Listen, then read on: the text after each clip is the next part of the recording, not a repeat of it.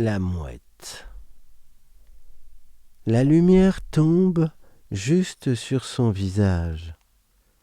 Il est allongé sur la moquette de son appartement. La douche est à 2 pas. Il imagine, puis ressent pendant 2 secondes la fraîcheur verticale, puis une vague de chaleur venant du bouton rouge. La pression sur ses cheveux. Il éteint la lumière. La lumière ici représente le soleil. Il a maintenant disparu. Son oreiller qui simule un transat est calé à la verticale derrière un rideau. Même s'il est assis vêtu de son peignoir, il visualise la plage, le sable, les galets. Il peut imaginer la chaleur du soleil sur sa peau et le vent qui régule la température, le va-et-vient des vagues, son corps ballotté par la puissance de l'eau. Ses yeux pleurent parce qu'ils s'adaptent à la lumière de l'écran de son portable sur lequel il écrit. Peut-être qu'il ne prendra pas l'air aujourd'hui. Il simule une porte de sortie qu'il nomme joliment son île. C'est fini.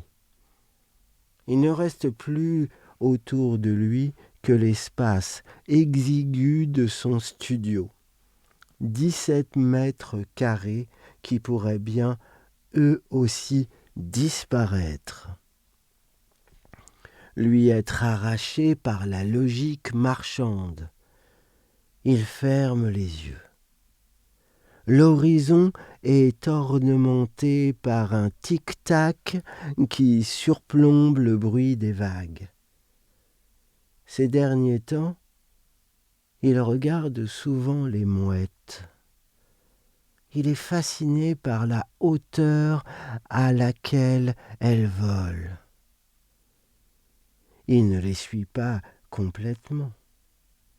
Il passe de mouettes qui virevoltent à d'autres mouettes qui virevoltent. Il n'accorde aucune attention à celles qui se posent.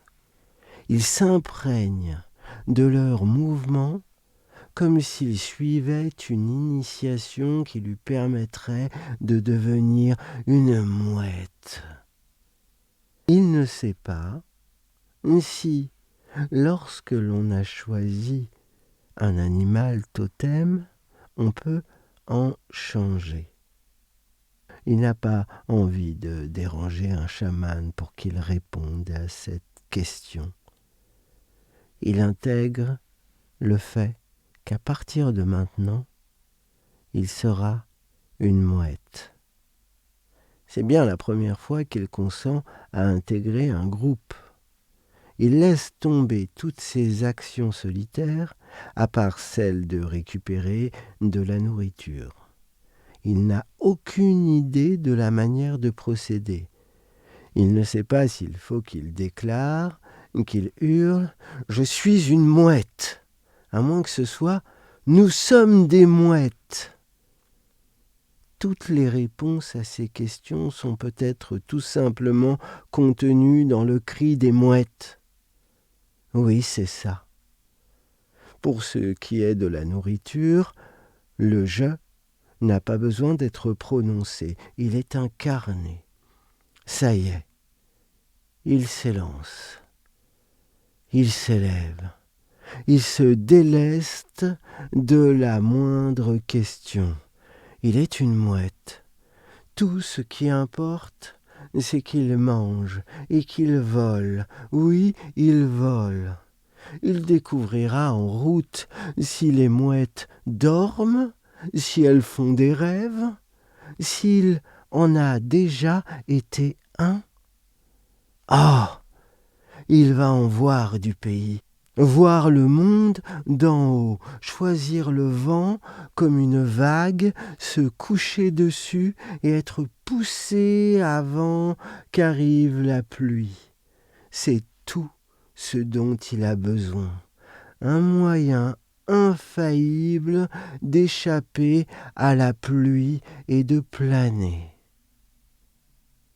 Toujours planer.